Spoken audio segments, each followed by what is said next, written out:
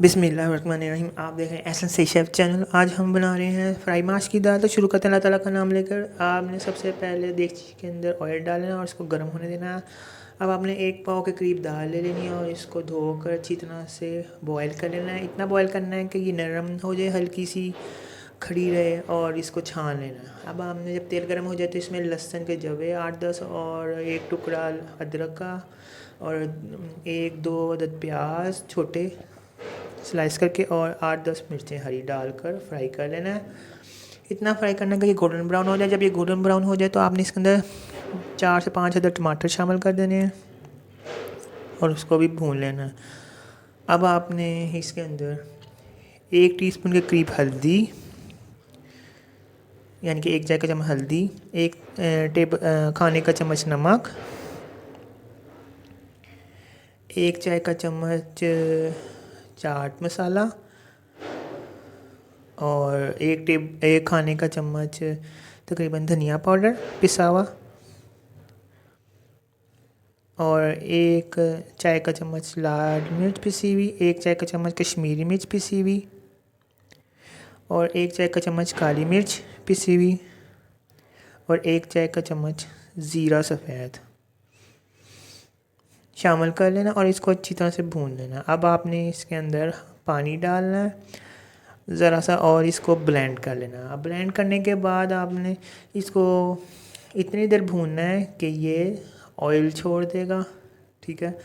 और इस दौरान आपने अगर ज़रूरत हो तो आपने इसके अंदर चिकन पाउडर शामिल कर देना है।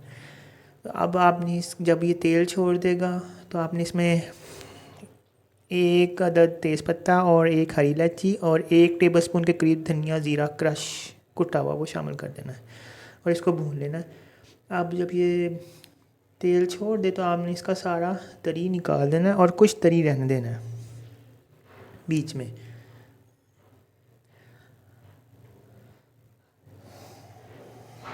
अब आपने इसका तरी निकाल के अलग रख देना है और इसके अंदर आपने उबली हुई दाल जो थी छान के रखी हुई थी वो शामिल कर देनी है और इसको मिक्स कर लेना है और इसमें ज़रा सा तरी मज़ीद शामिल कर देना है